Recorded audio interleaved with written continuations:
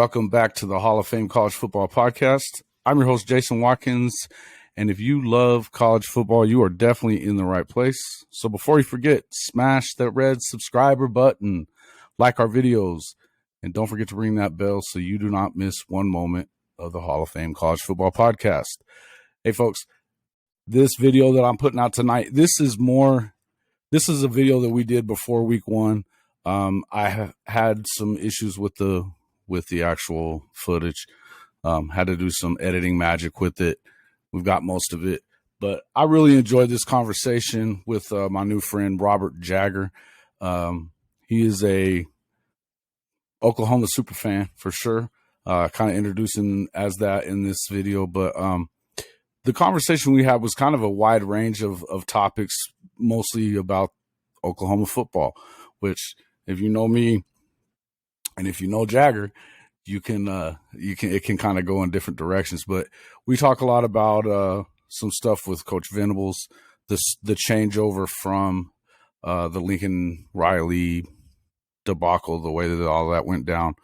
And then of course the changes that are being made as of right now. This was obviously pre-UTEP, so we talked a little bit about what we expected, and I think you kind of saw that. But UTEP being what it was, we'll see kind of how everything transpires at the end of the year. But we got to talking a few things. You know, we start off talking about what inspired him to do what he does as a content creator, which he does some amazing hype videos. He does some amazing interviews with some OU legends, you know. And so we talk a lot about a lot of different things, but I really think that my favorite thing about this interview was just the energy that he brought and the kind of turning my energy around that day. So I want to thank you, Robert, for doing that. I hope everybody enjoys this. Like I said, smash that subscriber button. Hey, you might want to take this in bits and pieces. It's a bit of a long interview and talk, but hey, I think that all of it is definitely worthy of taking a look at. There is like I said, there's a wide range of stuff, but there's some opinions in this and some insight that I didn't really have even. If you're a Sooner fan, you're probably going to enjoy it. Here today with my guest, Oklahoma superfan, podcaster, Robert Jager. They call him Jagger. What's up, man? How you doing, bud? Horns down all day long. I'm good, man. Yeah, Bryce. My boy Bryce is always throwing the horns up, and I'm like, I start off every show this way. That's awesome. You know, all them dudes go when they get home, they sit in their closet and do that. Yeah, they do. They love to throw them down. That's awesome.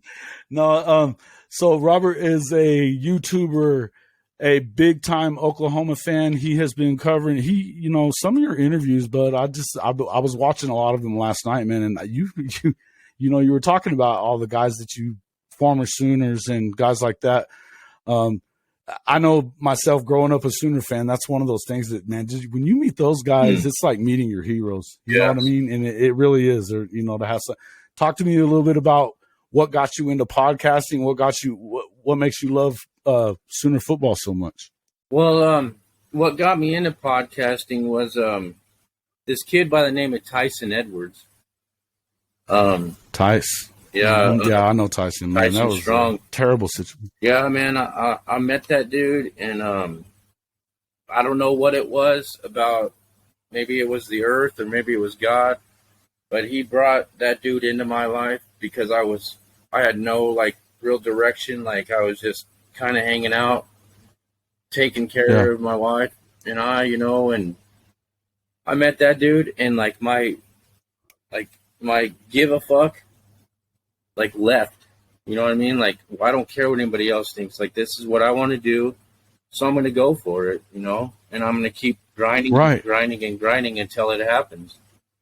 So that's pretty much. Yeah, and you've built some success on it. I mean, that's pretty awesome. So what was it about? I mean, obviously, tell us about Tyson. What happened with him? Tyson, he got diagnosed with testicular cancer at the age of 17, I believe. He went to the doctor because he was having some pains in his lungs, I think it was. And so they found the cancer, and they were able to take it out. And I guess it was about a few months later, he was having the same problem. And they went back, and it just had taken over his whole body by then. And what a beast, dude! What a beast, man! But so how did he? Was it the way he handled it? Because I know that everybody talks about Tyson on there. I came in at the end of his life, where I got more. I know Twitter is kind of where we met and stuff, and Twitter is a place for Oklahoma fans. I mean, as crazy as that place can be, one of the things that really, surprisingly, it was inspiring to a lot of Texas fans. So to me, I tell us a little bit more about. I don't think that there was ever a bad time to tell that story. So tell me that story about what kind of man was he and how he dealt with it. I'll tell you, kind of flipped it for you. This is what kind of beast Tyson Edwards was. It wasn't even 24 hours after this dude had brain surgery. He's up in there. He's walking in the hallways, asking how we are doing. Not saying anything about how he's doing. He's wanting to know how his brothers and sisters are. Yeah. That's top dog. That's legit beast right there. Like, to not even me, poor me. And he could have went that way, but he didn't. Like, he's definitely, man, I can't explain it, man. He had the courage of 10 giants and like the strength of 2 armies, man. Like, he could and when he passed, dude, it felt like I didn't think it would ever happen, bro. Like, I honestly didn't think he would. How long did he live with cancer? Become, dude. How long did he? Huh? Yeah, how long did he live with it? How long did he live? 2 years. Just to show you how much. To show you how much the cancer ravaged his body, he went to hospice, and not even a day later, he was gone. Oh. That's how much that cancer had ravaged his body, and we didn't even know. And he's out there telling people to be great, man. And he was so young. He had so much courage, man. And we actually play a game in Dallas the night before the Cotton Bowl. It'll be October 7th this year. So that's one day before OU whoops that ass. We do play a game for charity. It's OU fans versus Texas fans. We play a 7-on-7 flag football game, and we raise money. Really? Yeah, we raise money. I didn't know about that. Yeah, last year was the first year we actually started it for Tyson to raise money for him. Okay. And this year we're doing a player from Texas that got injured his spinal cord in a football game, high school football game. So, wow. Yeah, man, it's really fun. We lost last year 49-35. Our quarterback threw back-to-back pick sixes to start the game. Oh, no. Yeah, dude. So you had to fight back, huh? Yeah, had to fight back into it. It was tough, man. Yeah, but, and it sounds to me, though, I mean, just playing that game and not quitting after that, just like Tyson wouldn't. Yep. You raised some money to help his family, I guess. So, I mean, yep. And I know that he inspired a lot of people. I was so surprised by the sheer number of people. Like, I donated. I jumped on there and did that just by somebody asked me to. And I hadn't really heard much of the story. Well, then I started reading a lot of the stuff all over the internet, but mostly on Twitter.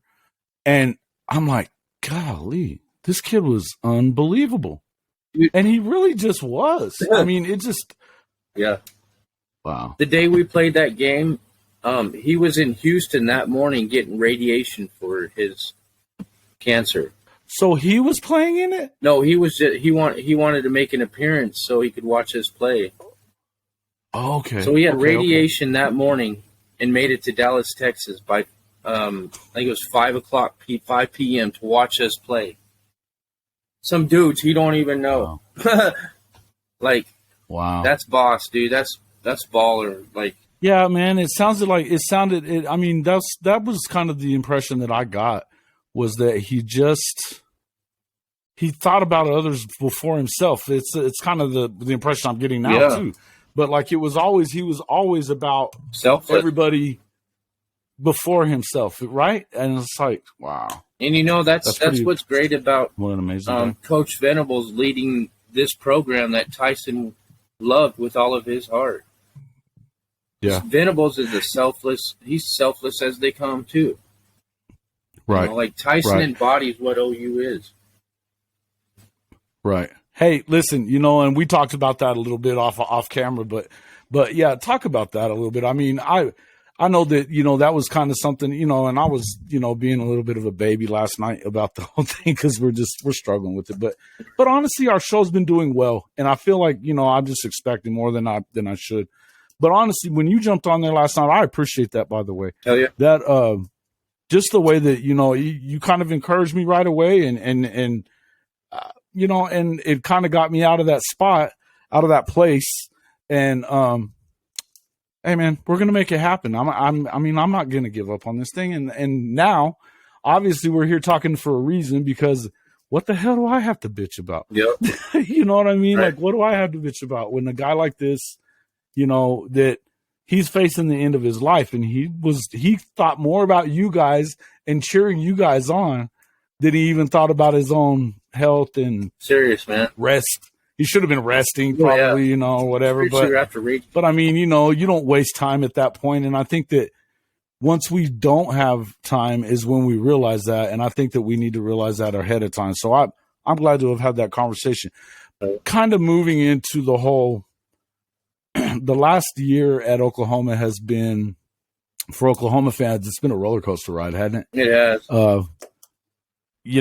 We didn't really, I mean, if you watch it on Twitter too, it's really a roller coaster ride. But I remember the game, the Baylor game, and then Lincoln Riley not showing up to his press conference. Turns out he was in Baton Rouge. And then the Oklahoma they didn't hold his feet to the fire on that at all. I had a feeling when he made the statement, I'm the head coach at the University of Oklahoma, he didn't say he was always going to be. And that was my first thing, was like, until you're not, what is that? And they didn't even follow it up. It was like, I had a feeling. I knew right then that was probably the beginning of the end. But I think that, and then, a lot of this stuff that we found out after the fact, but talk to me a little bit about, as I know how it felt for me as an OU fan. I know how it felt for a lot of people because you see it all day. But where you went from that spot of he just left us, man. He just left us. And he went to fucking USC and took Caleb with him.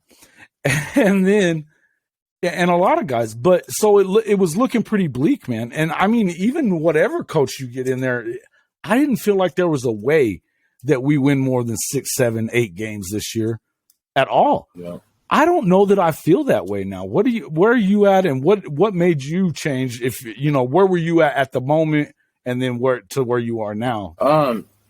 Well, I'd say you probably weren't the only one in that boat, because he was a fraudulent. He frauded a lot of people, man.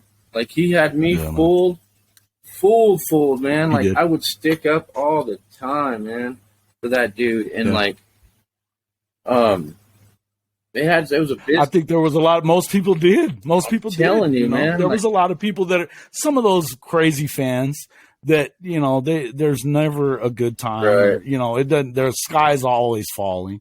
But mostly, I mean, he lived a pretty damn charmed existence, right? Yeah. We should have knew from the Georgia game, from Georgia on, we should have known. And I said something that, he took his foot off the gas, man. He doesn't know how to keep a foot on the neck. This is these dudes are trying to win a national championship. Just because you're up, 17 don't mean nothing. They should have won by 40, man. They should have won by 40. I mean, they should have won by 40. Destroying them dudes. Mm-hmm. And how do they not win a national title with that? With the they would have won it. 2018 squad. Both years, both teams. The next year, Kyler was better, dude. Kyler was even better than Baker. Him in Hollywood. I mean, that was nice, man. Dude. But I mean, and the thing, and I'm not saying better, he's a better player. I know that he is. But what I'm saying is that season was an even better season than the one that Baker just had to become the number one pick and win the Heisman. Yeah. You know, and it was just like I think that it was easy to put it on the defense that Stoops was running. And again, I felt like they should have let Mike Stoops go after the Rose Bowl. I really felt that way. And they didn't. They made him wait until they were winning 50-45 all freaking year the next year. And that's because that's how they had to do it. And they finally, midway through the year, let him go. But to me, that was late, man. That was late. I mean, Ruffin wasn't going to come in there and make enough changes to do anything with it. Yeah. And the truth of it is, I feel like we said this off air too. As good a play caller as he is, as good as offensive, he can massage an offense into whatever. I mean, think about it. Those offenses to not win a national championship, but to go to that many playoffs, that's pretty insane, man. It's just insane. I mean, and so yeah, I kind of get what you're saying, but at the same time, who doesn't get that far with Baker Mayfield, Kyler Murray, and Jalen Hurts? Who doesn't get there with the Jerry Moore Award, or whatever, for the offensive line? Like, if you look at, so Spencer Rattler is his first quarterback, really, and we've seen how that went. Listen, man, I thought that Spencer was better than that, but I think that it wasn't a talent thing with Spencer as much as it was to me, it was who the kid was. You saw it before he ever got to class, before he ever got to Oklahoma. When that QB1 show came out on Netflix, I was like, why? This is a problem. This kid is a problem. Why is he coming? Rhett Bomar all over, man. And even, I met Rhett one time.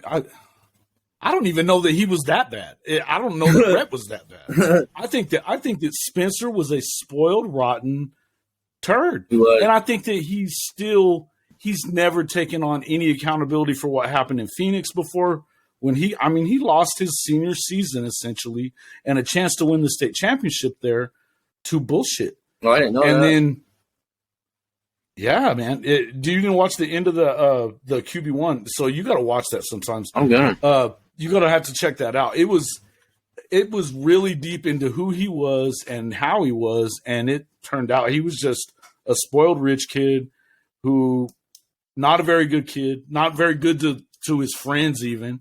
I just didn't.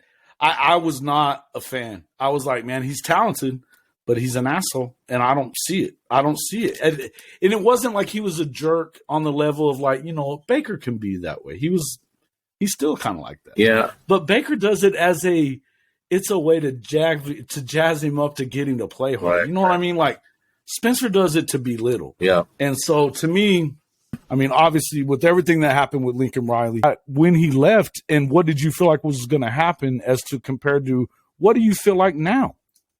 Well, when he left, I was mad just like anybody else would be, like you said. Sure.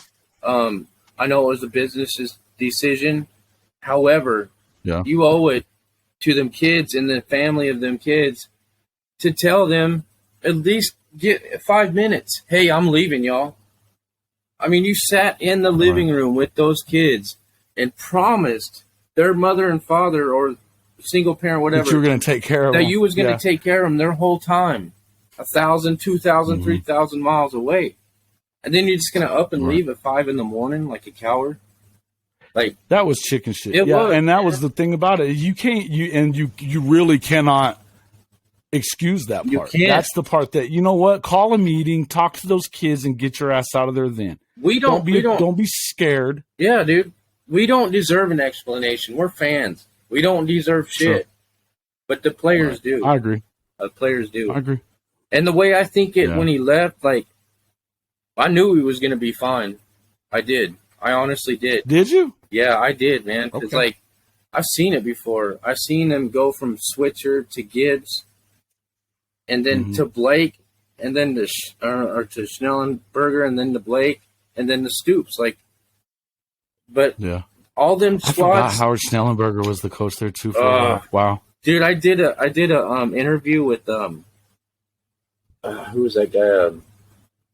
Dale Allen. He was a linebacker in the mid '90s.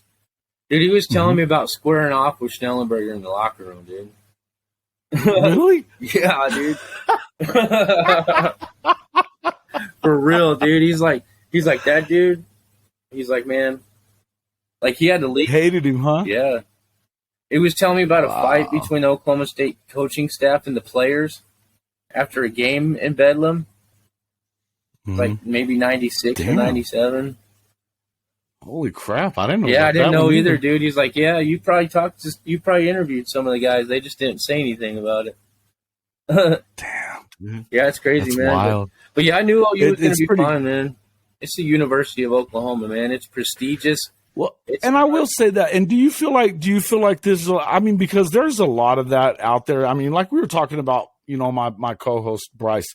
He mostly does it to bust chops, and he's not an Oklahoma fan. He doesn't apologize for that, and I don't blame him. Right? You don't have to be one. Not everybody's perfect, but but his narrative, that I hear it every time. I'm like, well, why not? When we did our Big 12 preview and stuff, and I said, is Baylor the favorite? Yes, I think they are. They have to be. They won the thing a year ago, and obviously Oklahoma State's got something to say about it. But I don't see them as being. First off, there's a reason why. First off, I don't think their quarterback's that good, man. Baylor, listen. Or Oklahoma State. No, I think that he's gonna be good. I think Oklahoma State's quarterback, Spencer Sanders, is not that great. Booty. I think that. Yeah, I think that. I really do. And listen, and I don't like to bash kids, but I mean, we're talking about a guy. This is his 4th year running the program, and to be in your Big 12 championship, your moment, have a chance to go to the playoff. Yeah, they lost by 6 inches, but the people are forgetting they lost because he threw 4 interceptions. Yep. 4. Yep. If you don't throw one of them, they scored on, what did they score on? I think 3 of them at least, right? Oh, I'm sure. I'm gonna have to look that. I would have to look that up, but I know for sure that was not helpful, man. So even if they just get points of any kind, they win the game. Yep. They win the game. Mm-hmm. So to me, I don't see it. Number 2, they lost. You know why they were that good? It's always been about offense at Oklahoma State. And last year, it was about Knowles. It was about that defense being filthy. And I know they still got some of that line, but they lost their whole secondary. Mm-hmm. More or less, and I don't think that the offense is good enough with Spencer Sanders to make up for if that defense isn't historic again. And they lost, and I don't think they're going to be. That's what I'm saying. With losing Jim Knowles and losing all those players, I don't think that there's a way that you can be that team. Now their schedule sets up, it's weak, and they get their tough games at home, aside from the Oklahoma game. They get Texas at home. They get Baylor at home. I even think they get, I want to say Tech. If Tech is good at all, I don't know. But like Iowa State, they get them at home. So their schedule sets up well. Now, what I would say is I still think they win 9, but I don't think that they win. I don't think that they're really in contention for the Big 12. And the only other team left, I think Kansas State's good. I know that Deuce Vaughn is amazing. He is. He is amazing, man. That kid can Darren Sproles 2.0. Isn't he? Yeah, he's good, bro. Super good. Gosh. I don't know. Who's better, him or Bijan, though? Oh, Bijan. Yeah, Bijan. I hate to say it, dude, but that boy's smooth, man. He got a nice game. Listen, he is the big kid, and he's got serious speed. He reminds me, we were talking about him. I think he's like Saquon a lot really? Like Saquon Barkley. To be that size kid, that built, that strong, and that fast, man. And the sad thing is, I don't know why he wasn't getting the ball more. I'm telling you, and that's the thing right there. That's the sad thing is he's going to end his career at the University of Texas underdeveloped. They underdevelop every single 5 4-star they pull in there. Every single one of them. That's they been the leave problem. with Well, bad habits. if you don't have any kind of continuity whatsoever, I understand if you make a bad hire, you make a bad hire. But when they fired Mac Brown, that was the dumbest thing ever. Why? Dumb. Why? The guy was 2 years removed from being in the national championship game again. You know, I mean, and if had it not been for Colt McCoy getting hurt, they win that game against Bama. Yeah, they were. Yeah, they had it. Yeah. They had it. Yeah. And then Colt got hurt. And, like, I feel like that was – but when they let him go and then Charlie didn't last long, and Charlie was probably not a terrible coach. He just wouldn't last – he didn't last long enough. Yeah. He never got enough rope there. And then I don't understand what the hell they were thinking. I don't get it. The whole deal with Tom Herman, Yeah. I think he was close. I think he was close, man. A lot closer than who they got now. Exactly. Sark is a 500 coach, man. That's all he is. Yeah. That's all he's ever been. Yeah. He's been at premier programs already, and he hasn't done anything with them. Yep. I believe. just don't get true it, man. believer in your track record, man. Track record. Hey, your record tells you everything. Everything, dude. And look, especially it's one thing if you had to cut your teeth at, say, New Mexico, UNM. We were talking about them. Yeah. That's where Brian Urlacher went. You know, if you had to do that and you had to turn that around, or even like a place like Tech, you know, overall, Texas Tech is not. They're mediocre at best. Those are their best years? They're mediocre, you know. But so if you were around 500 there at a place like Tech, okay, cool. You know what I mean? Okay, maybe you are pretty good, Right. But when you're at USC and you're at Washington before that, Yep. and he took over a pretty decent situation Yep. in Washington, and he fucked it off. And then they were about to fire him, and then USC wanted him for whatever reason. SC brought him back. Dude, Yeah. It was a disaster. And when they hired him, I was laughing. I was so happy. I was like, great. There's 5 more years of garbage from Texas. I love it. I For just sure, love man. it. For sure. He ain't gonna win no more games this year than he did last year. I don't think so. Maybe I think one. They should. We'll see what Quinn's about. I think we're going to find out what Quinn's about. Now, how do they respond to getting skull dragged in week 2? That's what's going to be the difference. Because I could see them losing UTSA the week after that. I wouldn't surprise me. It wouldn't surprise me for sure. 2 weeks after that, they go to Lubbock. And, I mean, they're on a high in Lubbock right now. They like this new guy. Joey McGuire, they love him. Nice. You know what I mean? And they had a winning record last year. That's more than you can say for Texas. You know? It's more than you can say for Texas. And they lost a coach during it. Yeah. So they still – I mean, I could see this first half of the season – it could get ugly. It could get ugly if they don't find a way to rebound from what you would have to expect. They're going to get their ass kicked against Bama. Yeah. Yeah. I can't imagine them being in that game. I just can't. No, and everybody's no like, way. "Well, look at how they did with LSU." Well, they had Tom Herman was their coach then, and they were like right there. That was a year after they played for the Big 12 championship. Crazy. You know, Really is all the talent, man. They got so much talent, dude, but nobody gives a shit around there. They don't, and they don't it's so they weird. don't hold themselves to the same level as they hold their players, man. I agree. And listen, man, and it's easy for us to sit here and bag on them. We hate them. I mean, it's fine. And that's what we do. But just, I mean, when your record, just like you said, I'm a believer too. Your record is what it is. Yeah. And when you come in and you go 5-7 in your first season they've had 5-star talent. They've had top 5 recruiting classes for every year that I can remember since Charlie Strong. Yeah. Top 10 at worst. On name alone. So, yeah, listen, you can't. There's no excuse for it. And maybe the culture wasn't right. If they're changing the culture, I know that that's some stuff that we were talking about a lot about Oklahoma. Had to have a little bit of that, but you got to get them to buy in quicker than this. And I just don't see him doing it. I think there's too much out there. There's no obviously. You just got to care, man. You know? Yeah. Like that's well, and see, and that's where I was going to go with that too. Was like, okay, I think there's a lot of and the question's being asked a lot. Do you feel like Oklahoma's being disrespected because of what happened? Oh yeah, big time, man. To go from Norman to Southern California, to coach football, get the fuck out of here, man. They ain't done shit. But do you feel like the disrespect from the media and like expectation wise, do you think that's disrespect that the national and even the Big 12 media is not giving Oklahoma the due that it deserves? I wouldn't say disrespect. Like, I mean, if I was a reporter, I had to be biased, or non-biased reporter. I could look at it and say, okay, well, we got this dude. Yeah, he's a badass coordinator, but I've never seen him as a head man. I don't know what he's capable of.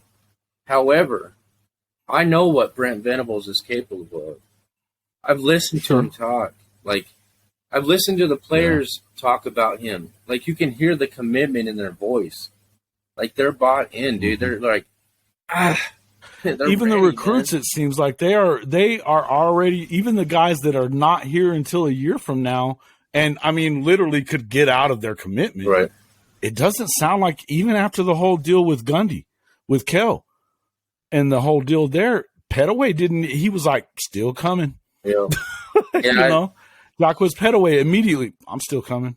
I wouldn't be the least bit surprised if we found out that was just a little cover for, like, they just want a whole fresh start. Like, I know Kel's Mr. OU for 30 years, but like, he might not mesh with the new staff they have or whatever, And that's possible.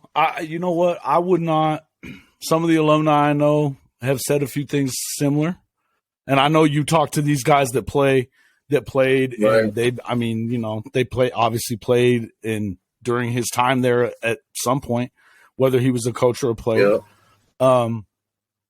So do I. I've talked to I remember I was talking to Jamel Holloway one time, and it was just like, that was my freaking wow, that was crazy when I got to meet Jamel.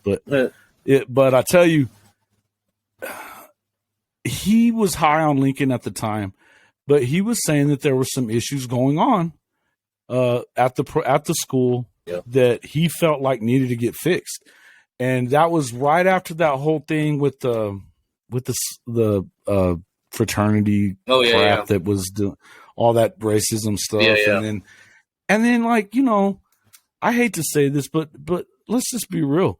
Whatever the hell happened and what was on that freaking iPad, whatever reason, first of all, you don't say that twice or three times or multiple times like what Coach Venables said if it's an accident. So that,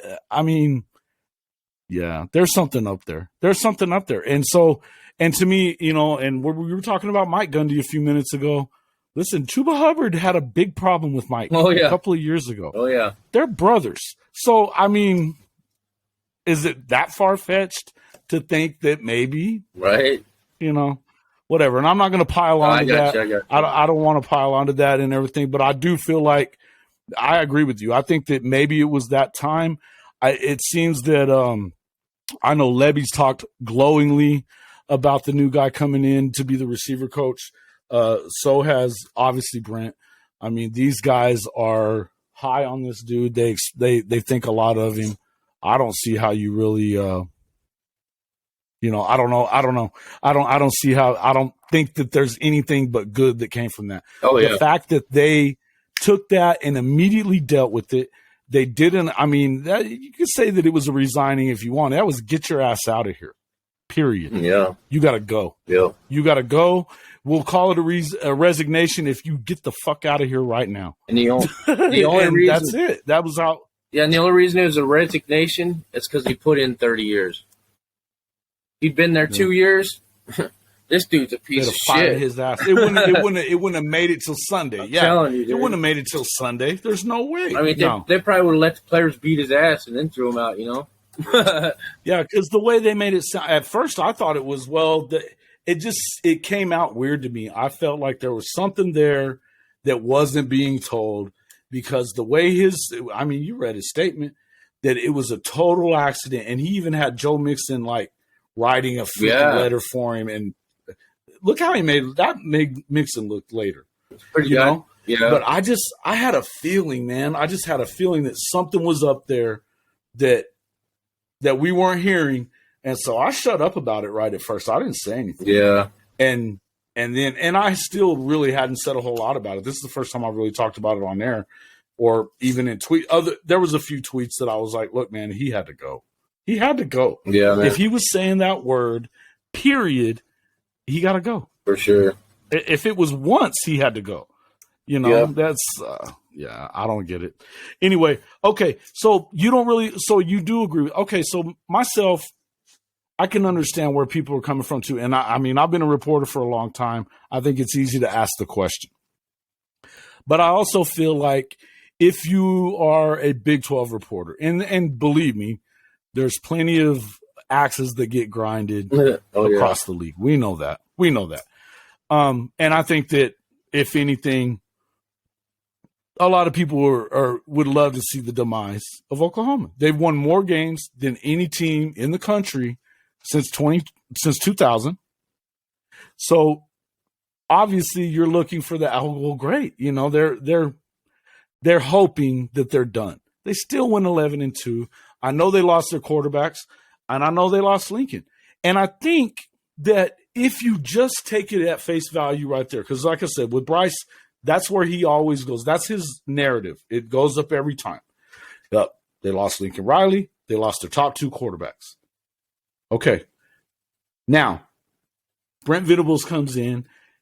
The one thing that we needed, if you're an Oklahoma guy, the one thing that team needed was defense. Yep. Brent Venables knows defense. The other thing, obviously, you cannot have a big drop-off on the offensive side because I think it could still take, strength, They had to get stronger, and I agree with you there. But I'm saying all of that was going to be addressed through that hiring. Right. I don't think that there's any two ways around it. But the fact that Venables knew enough to go get a guy like Levy, and hey, Lane Kiffin wasn't trying to lose him. No, dude, no, he wasn't. He made Matt Corral look like an All-American, dude. He did. And you see what Baker and him were talking about it on that.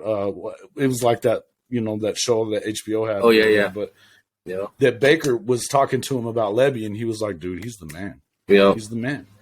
Yeah. Well, then to go and make that move because you weren't sure about what was going to happen with Caleb. I think the writing had been on the wall. They had to know, and whatever. I don't agree with any of that stuff that came out with. I mean, I don't know if you saw this one, but Mike Farrell. Screw that guy. That was wrong what he said. He lied about what he said.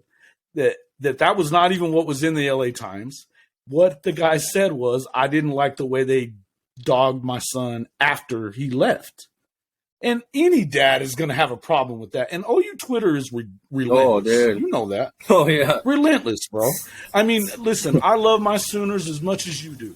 I promise you. But Sooner fans are a little much sometimes. Mm-hmm. You know that. We can be a little much. And particularly you start messing with our squad and feelings are already hurt anyway over the whole Lincoln thing. And so he caught some bad, but I felt like Mike Farrell tried to capitalize off of that for clicks and tweets and right. I thought it was a bad look. And I mean, we ripped him. I ripped his ass on the show.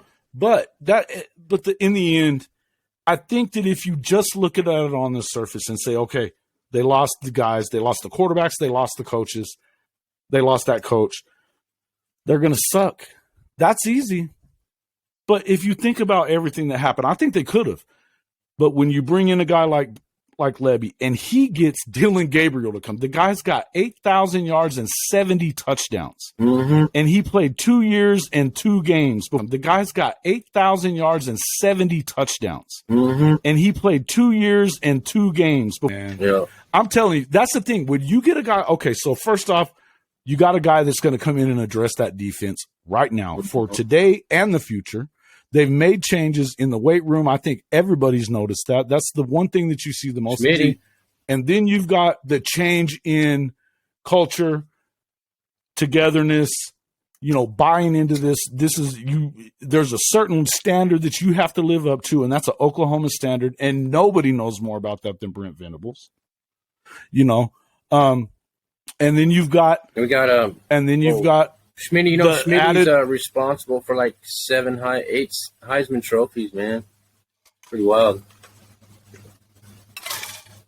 Is he really? Son of a bitch. Jagger, so tell us about BoomerCast podcast. I know obviously I've come across it. I really enjoy your content. So tell me about what it's about, where it came from, how you guys. I mean, obviously you said it was about Tyson. I appreciate that. Mm-hmm. It's I've been kind of inspired just by having you on and having that conversation earlier. So talk to me about the podcast itself. So the podcast BoomerCast, the name BoomerCast just came from Boomer Sooner, of course, sure. Boomer, and then casting it out there for the world to see. Yeah.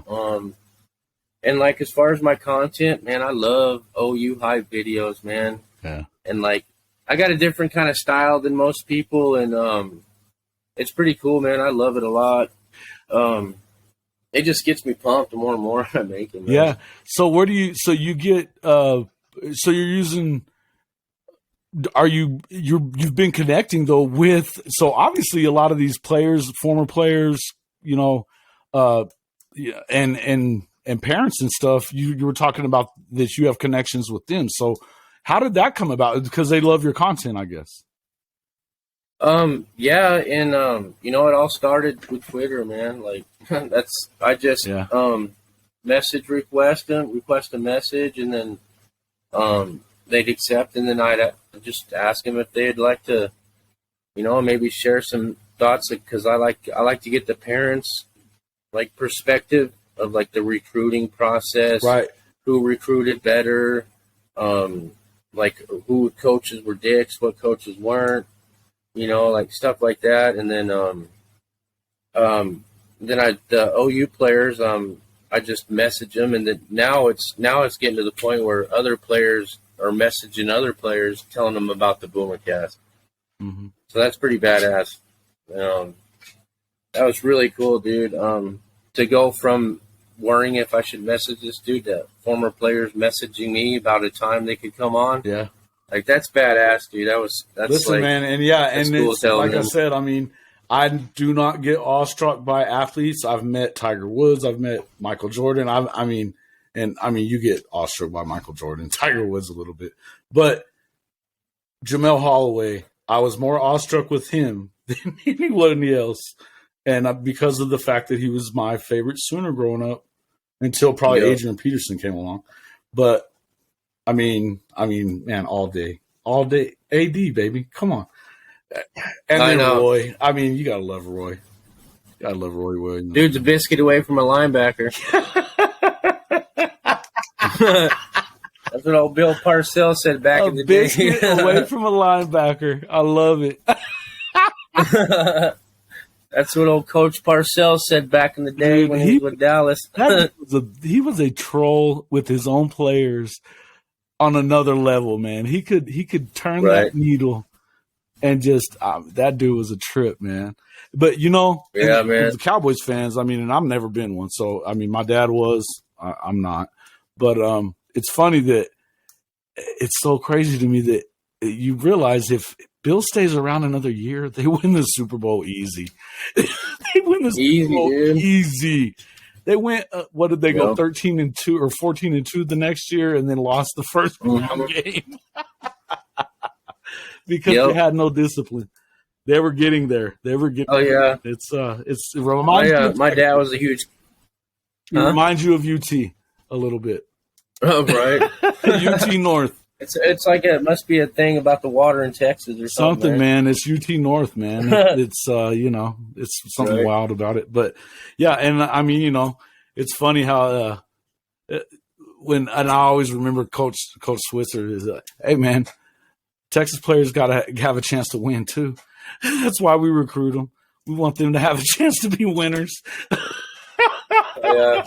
I loved it. Yeah, I made this video, and it starts out with a quote by Switzer, and it's believe in something like beating Texas's ass in the Cotton Bowl. Nice, man. Nice. And there's nothing better than that. So so how many Red Rivers have you been to? I've never been to one, man. Really? Wow. You haven't been to the Red River? Oh, brother, you got to do that. No. You got to do that. Man, I want to so bad. So bad. Oh, you got to do that. Like this guy was bitching about the prices. He's like $250. I was like, dude, you know what? That sounds like a pretty fair price for OU Texas. If you get that price, man, I've never paid less than $600 for a ticket to the Cotton Bowl. Oh, damn. Never. And listen, I mean, I went Baker senior year. I went Landry senior year. Nice. And I had went a couple of times when I was younger, and they probably, I don't think I paid for the entirety of those either. My dad had paid one time. And so, but I know that the last few tickets, I mean, obviously I went to the Baylor game recently, a couple of years back in Waco. It wasn't that pricey. I mean, you could get, and tickets to go to the Palace aren't that bad, but man, but the Red River game is, unless Texas sucks or, something like that, then they're pricey, man. But man, when it's worth every bit. I mean, just that every penny. Before the last two that I'd went to before the Landry one, I was convinced that it was my fault we were losing them. Vince Young game, fucking Vince. I hate Vince Young, but I also feel like that might be one of the best college football players of all time. I mean, he's definitely one of the best I've ever seen. That dude was fucking a cheat code, man. He was a cheat code, dude. He beat USC by himself. By himself. That could have been one of the most single like game best performances. Best one I've ever seen. And listen, man, I've seen a lot of things that I was like, son of a. Tim Tebow was fabulous in college. Reggie Bush was ungodly good. I mean, remember that Ricky Williams was ungodly good. Huh? When Bush stopped on the sideline, he's all running down the sidelines and he just stopped real quick. That guy was a cheat code too. But literally, they were loaded everywhere. Mm-hmm. Everywhere was NFL talent on that USC team. And Texas was good. I'm not at Cedric. They had Cedric. Cedric was great. They overused him for a long time. He wasn't at that point though. That was Vince's team, and that game was all about his ability to be the baddest dude in the world that day. Yeah. And for real. They pissed him off not giving him the Heisman. Not that I think that he necessarily deserved the Heisman, but looking back on it. Oh, yeah. I mean. Who Liner won it that year, huh? No, Reggie won that one. That was the one Reggie won. Yeah. And it pissed him off, man. But right before the Rose Bowl, but nobody, and plus they disrespected the shit out of Texas going into that. Yeah. They won 2 in a row. I mean, you get it. But, man, I remember that same year I was working in Midland, Texas. I was a reporter there. And I remember that they went into Ohio State, beat the brakes off of Ohio State that year. He had an amazing game there. And then they and I was at the game at the Red River, and made me sick to my stomach that the way they played and the way he played. And so I was like, man, and that was 2 in a row that I went to that they got beat. And I was like, fuck, I can't go to any more games at the damn Cotton Bowl. I don't want them to lose anymore. So the Landry game, thank God, they were up by 40 at halftime. And I was like, I can come out. Because if they would have been losing at the half, I was going to leave. And that was a $600 ticket, and I was leaving. I was like, I'm out. I can't. I can't do it. I love them too much. Priorities, right? I couldn't have it. Man. I came from Vegas, all the way from Vegas for that one. I was living in Vegas at the time. I flew in with a couple of friends of mine. A couple of them were Texas fans, and we all sat together, and like I couldn't even bust their chops about it at that point because they were beating the brakes off of them by halftime. It was like, it wasn't even fun to talk shit anymore. It was like, wow. But yeah, it was. I was gonna leave if it was other. I was like, man, I was really worried about going. So it was a trippy deal, man. Trippy deal. So glad that they did though, because I was like, oh gosh. And then I missed the game last year. I had tickets. Something happened though. I couldn't get over there. And that first game, but by second quarter, I'm sitting there. I'm having to turn my phone off because I'm losing my mind about, And then all of a sudden I turn it back on when they start the comeback. And, man, I had a bunch of freaking Facebook and tweets at me from my friends from around here or Texas fans. And they had shut the hell up. And I was like, where y'all at now? Where y'all at now? I'm even making videos. Where y'all at now? You're right. But I was we got a grip of receipts we're going to cash in. Oh, bro. There's a lot of them to cash in. Grip of receipts. Right. Man. And that's what I feel like. That's what I was saying about the whole disrespect, bro.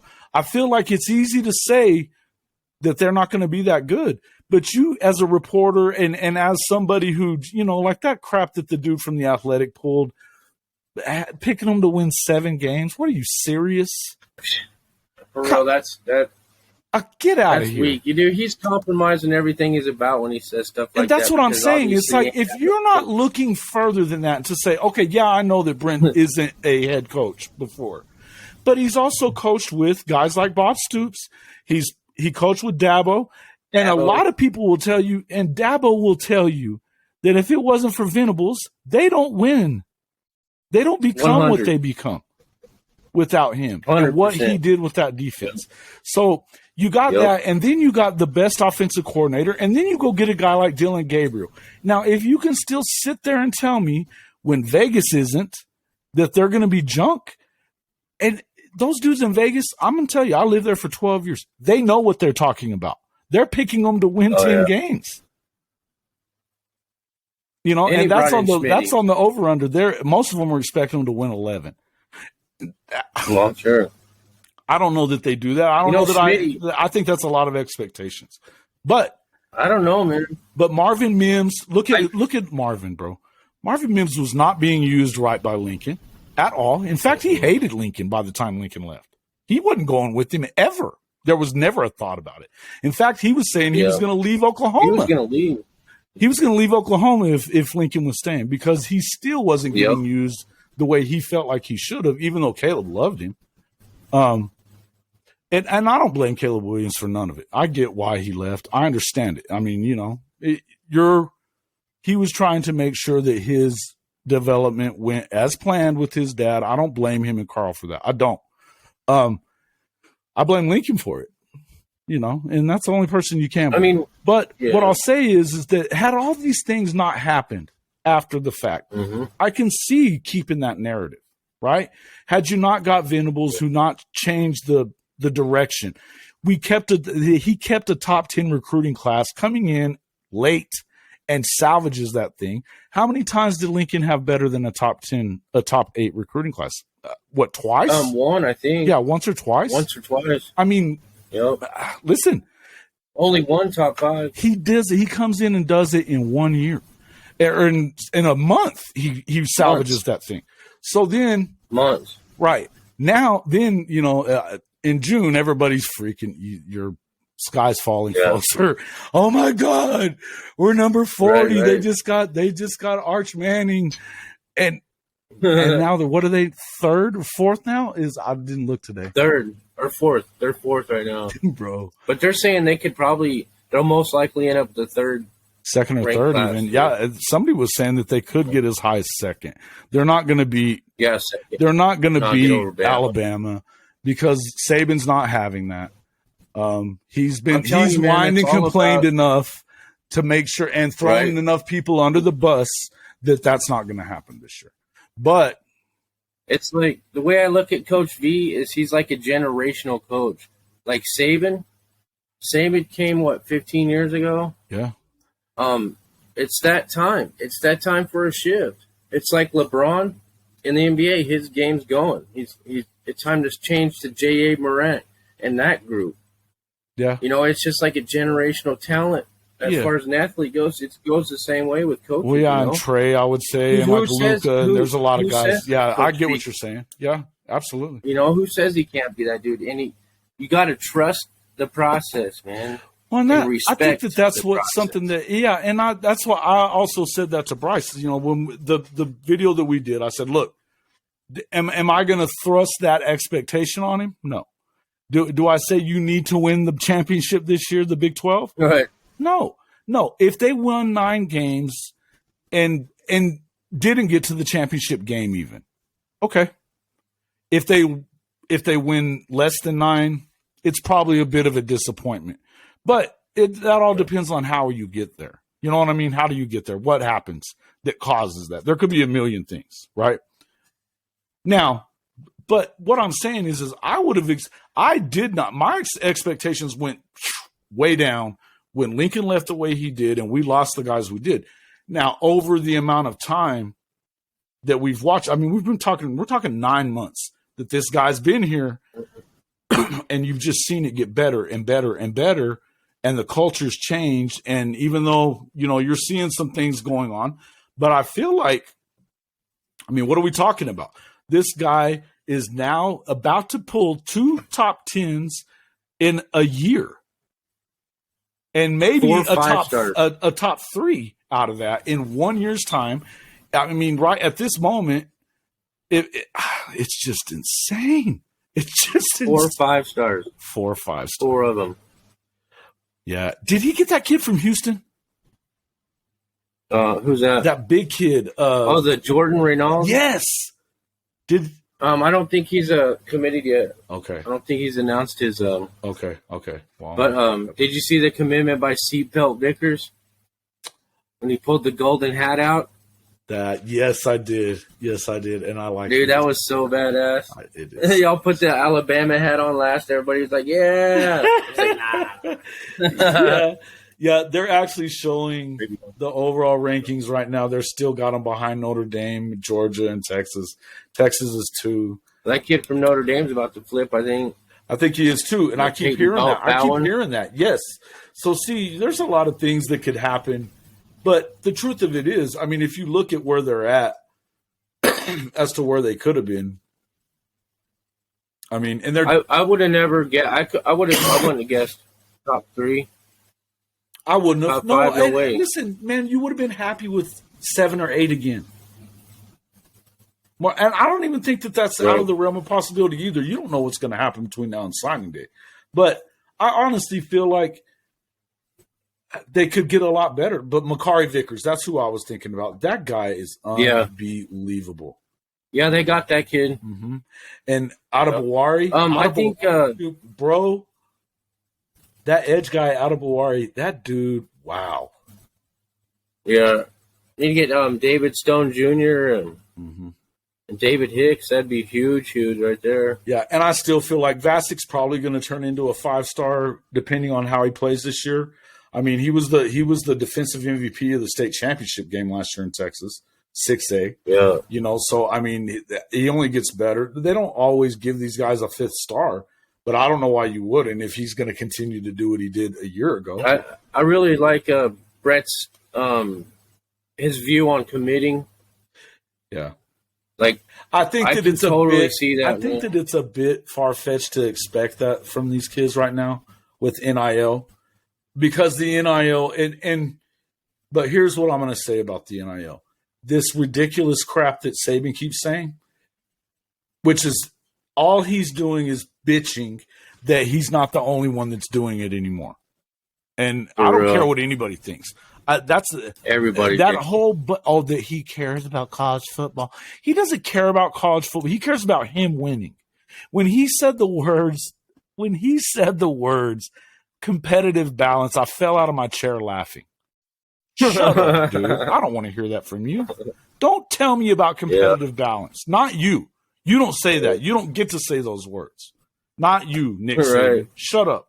And do I agree that we need to be making sure these kids get some guidance with this money? Absolutely. Absolutely. Oh, yeah. How far you can step in as a college? I don't know. They're the ones making sure, no matter what the rules are, they're the ones making sure how it goes or, how they get it or whatever. They're still involved in it, whether they say they are or they're not. You need to make sure that you're keeping bad people away from them. And you better be. And I hope, and I feel like that's what is going on with Brett Venables that I like. I don't think he's trying to not get you paid. I think that he knows kids get paid. They always have. There's just a way to go about it. And so I feel like, and these kids trust and believe in him. And I think that that's the main thing about it. So that's where I was saying, I feel like there is some disrespect. I think that, and while I'm trying to temper my expectations, I expect that they're going to compete for this thing. I really do. I'm not going to tell you national title. I'm going to tell you Big 12 championship. They're going to compete for it. You know, I'm gonna boldly say a national title, man. Are you? Wow. I'm calling that out right now. Listen, you will play for a national title, brother. I hope you're right. I don't have the balls to say that, but I hope you're right. I hope you're right. And I'll tell you, listen, man. You've seen stranger things happen, and hey, man, I wish you were here, is bro. The real deal. Huh? Yes. What'd you say? I wish you were here, man. You should just feel it. The air, man. The air. The fan base. Like, you can even feel it through what people say on Twitter. Just what you see on Twitter, you can see a difference. There's no belief in. There's so few people that are. There's no tempered expectations. I do that because I'm used to seeing different shit as a sports writer that you see these expectations go by the wayside. And it's just hard to do. It's hard to continue to do it. But I agree with you. I've been around the school enough. I've been around the team enough to know that Sooner Magic is real. It is. It's real. It is real. It's real as it gets anywhere. And it happens in some certain places around the country. Ohio State has that.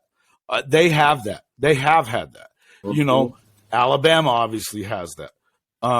But there's few places that you see things like what you see with, like, dude, the Cotton Bowl, for instance. I think Lincoln was trying to lose that one.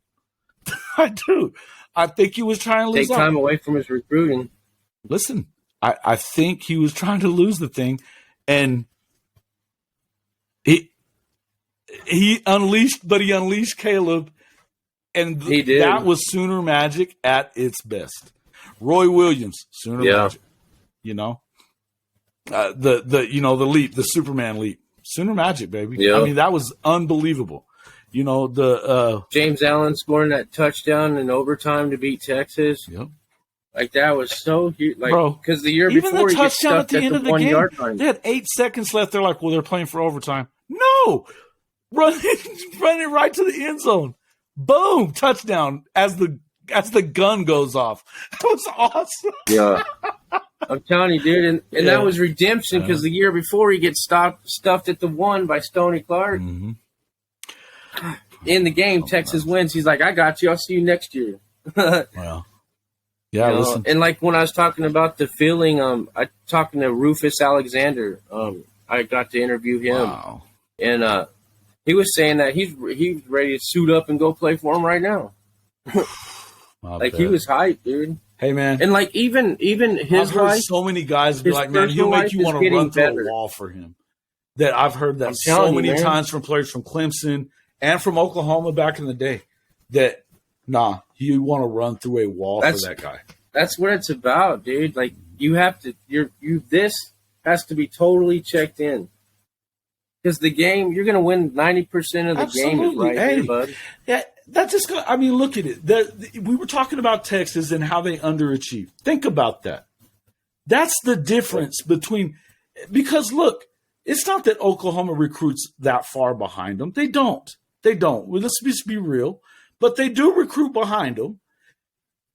Generally speaking, they're behind them now. You know what I mean? But look at the last 10 years, or look in the last 7, 8 years. They won 6 out of 8. 6 out of 8. 8 out of 11. You know what I mean? Like, yep. And all 11 of those games that we're talking about, I mean, the ones that Texas won, Oklahoma should have won them. You know, the 2 of them at least, that they were heads above better than Texas was. Oh, yeah. 2 of those 3 losses. But that being said, again, they get these talent all in. They get them, and ever since Mac left, it just hasn't been the same. And so, while it was different then, it was, but now it's a different deal, man. And you're right about that. There's a difference between how you do it. It's not just about the players. It's not just about. I look at Bijan. Bijan could do that anywhere. He could do that anywhere. but he's gonna go Yeah. and probably. I mean, I don't trust Texas to win much. I just don't. Mm-hmm.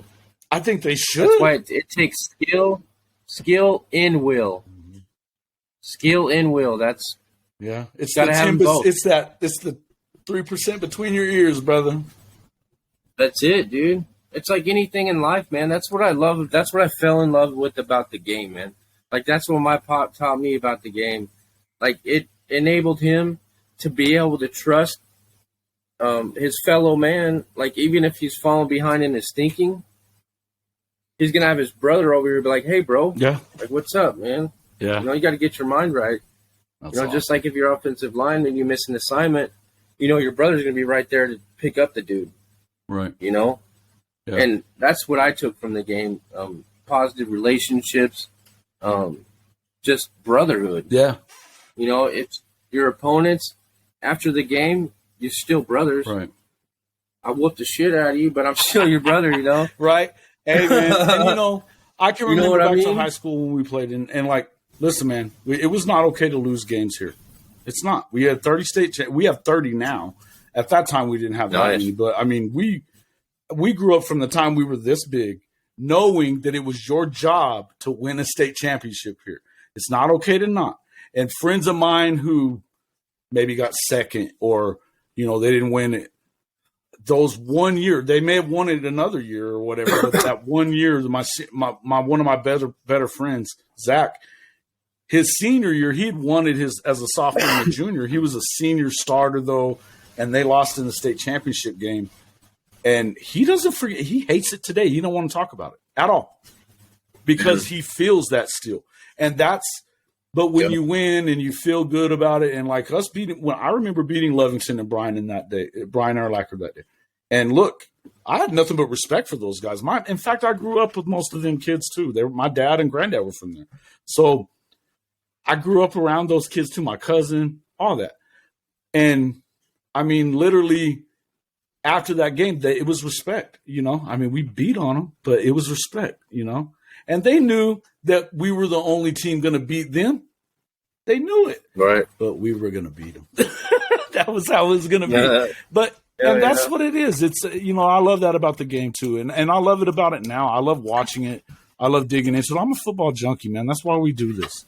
I started with the Otis Taylor thing. That is my mission from God, is to get him into the Hall of Fame.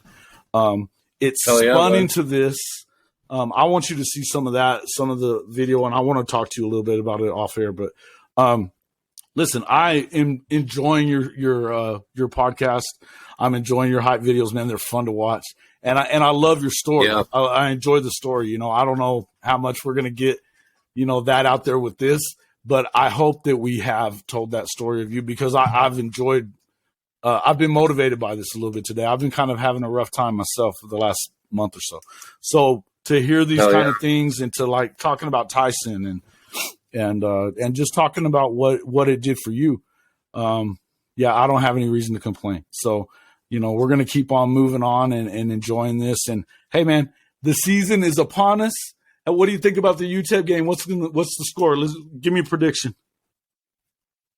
I'm going to go, we'll go 47 to 13.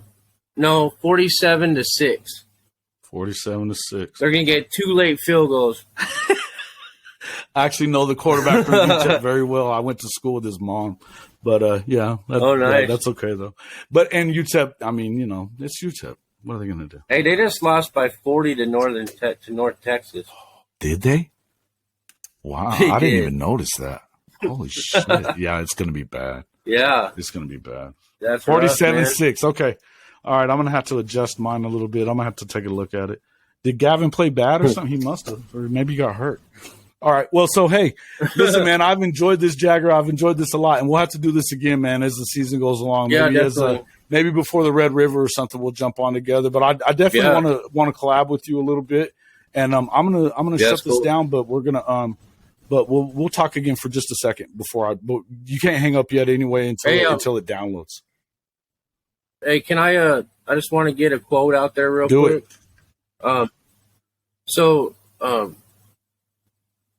live for the daily and not the dream, but let the dream shape what you do daily. I love it. Or no, it's like don't live for the dream. Take your time. Take your time, man. Man. We got time. Think about it for a second. You got it. It is. It's like don't focus on the dream. Focus on the daily, but let the dream shape what you do daily. I love that. I love that. Yeah, man. It's like, dude, it's so hard. Focus on the daily, but let the dream shape your daily. Shape what you do daily. Yeah. I love it. Where'd that come from? Don't focus on the dream. It's from the book I read, man. It's some. I was taking a class, a religions class in college, and I read that quote in that book, man. I love it. I love it. I'm glad I met you. I'm glad I met you, Jagger, man. I think that we're gonna be good friends, man. I think we're. Yeah, dude. It's meant. I'm telling you, dude.